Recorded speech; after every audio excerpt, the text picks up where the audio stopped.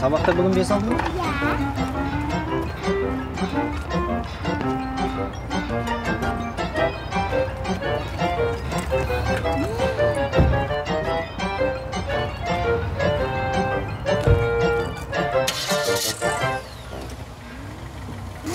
Қандай әдемі көлік. Ой, қойш, мен әкемдікі одан да күшті. Қойшы, сонда сенің әкеңдікі қандай? Есімде жоқ, бірақ өте әдемі, көркем, қап-қара көлік. Саған күшті ғой. Бір күні мені мектепке шейін жеткізіп тастайсың ба? Сәті келгенде көреміз.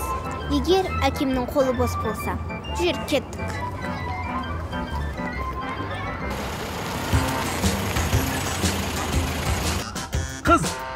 Қызыл пәлтелі қыз, кел отыр. Мен сені үйге дейін жеткізіп салайын. Жүр. Менің анам бөтен адамның көлігіне отыруға рұқсат бермейді. Фу, мынау не деген кір көлігіңіз? Ең болмаса жуып қоймайсыз ба? Неменесі кір? Тап-таза? Жап-жаңа тап-таза. Жүр, үйге дейін апарып тастаймын сені. Жүр. Жоқ, үйіме дейін жаяу бара аламын.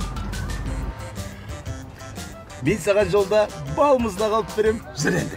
Мен балмұздақ жемеймін. Қойыңыз аға, қазір егер қоймасаңыз мен полиция шақырам. Отыр енді. Отыр! Жарайды.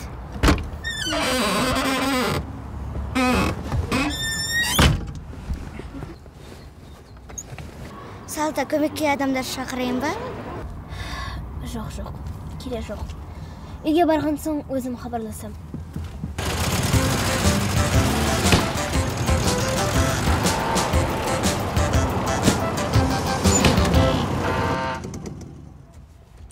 Әке, мен сізге қанша рет айттым, көлігіңізбен менің мектебіме келмеңіз деп. Мен сізге уәде бердім ғой, сабақ біткен соң өзім кешікпей-ақ үйге келем деп. Енді қызым-ау, енді жолыңды қысқартайын деп, тезірек жеткізейін деп ойладым ғой мен. Қызым.